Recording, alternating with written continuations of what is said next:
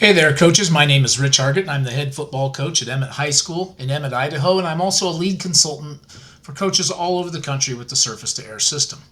In today's video, we're going to take a look at our weak side flood package. This is one of the best and most productive pass plays that we've run over the last couple years.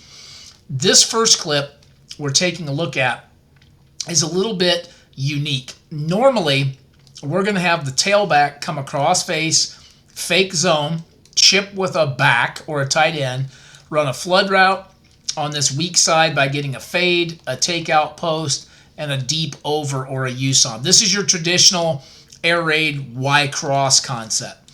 This first clip, we're going to dress it up a little bit. We're going to use the tight end as the blocker. We're going to release the tailback this time, and we're going to hit that takeout post for a big touchdown right there.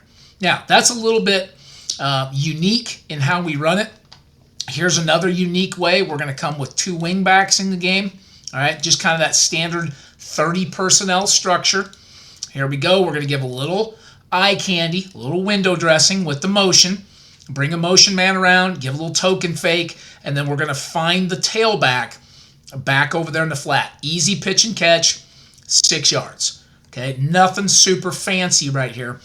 Just a nice, easy bootleg, move the pocket style throw that really gives you a unique opportunity to change the launch point and give your quarterback some easy throws here. That's one of the things we really like about this. All the way from our freshman quarterback through our JV program and then all the way up to our more experienced varsity guys, in this case a senior starter.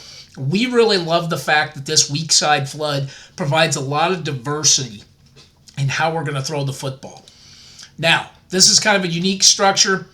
Twins into the boundary, nub tight end up top, two backs, 20 personnel, really 21 personnel. I'm going to show this to you and then just kind of give you a little bit of a feel for how it looks like weak side flood. There's the completion. Okay, going to get a big run after the catch. Life's going to go good. You see linemen downfield blocking. Okay, big play. Okay, great play for us. Now let's talk it through. When we run the weak side flood, we always want a deep vertical ball over here. In this case, the corner route. There's the deep over route. There's the takeout. And then we're going to get it back in the flat. We want to get a deep to shallow to mid read here. We want to read this thing deep, shallow, mid, high, low, middle. All right. In doing that, we really feel like we put the defense in quite a quandary right here. There you go. Tight ends over the top, backs in the flat. They miss the guy in the middle. Quarterback elongates the play, finds him, and that's going to be an explosive play. That's really what we're looking for with this concept. It marries up well with the strong side flood, the true 3-level flood that you see so many offenses running nowadays. This is just the weak side flood. This is the companion. I like to say it's the cousin of the strong side flood. There it is from the end zone view. Really nice, neat, clean look at that pass play and kind of how efficient it's going to be for us. Again, you got quite a bit of variety here. That's one of the things I love about it is it doesn't really matter what personnel group you come out of. Here we're in 11P. This is about as simple as it's going to look right here. Very traditional for us. We're going to fake the back across, have the tight end leave, got the two vertical routes here, and the deep over route coming across the top. So this is a very traditional Y cross from trips. Okay, I say Y cross. Obviously, it's not our Y running the cross.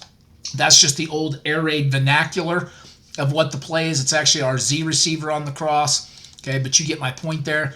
Again, nice and easy. We catch them in a blitz. Nobody takes the tight end. That's good football. Okay, those 7-yard gains right there in the passing game, in my mind, that's really good football. That's going to keep your quarterback healthy. It's going to keep him safe. Okay, and then you get lucky, you get these kind of plays right here. All right, this is another little window dressing on it. We're going to run a corner route out here, a shake corner. There's our second vertical. There's our crossing route. Tight end is just going to release. This is our best athlete right here at tight end. He doesn't even have to slam release. He's just going to let go and take off. Nobody goes with him. Just becomes pitch and catch against man coverage. And that's what you want, right? Really efficient touchdown maker right there. Okay, really easy play to run, really efficient football. A lot of things are going to go right for you right there. And then sometimes it's just better to be lucky than good. The guy in the flat that should be kind of chipping or stepping down and leaving, he sort of gets lost. He realizes somebody's going to cover him. They just kind of miss him. That's not something you want to do for the highlight reel. All right, that's throwing across your body. But again, sometimes better to be lucky than good. All right, as I will kind of recap this, what I like about this concept is a lot of variety, a lot of diversity in this pass play. You can come out of 11 personnel, 12 personnel, 20, 21, really whatever you want to be in. Okay, you're going to see our tailback catch the ball. You're going to see our tight end catch the ball. You're going to see a multitude of receivers catch the ball. I think this really falls under the category of multi-coverage beater.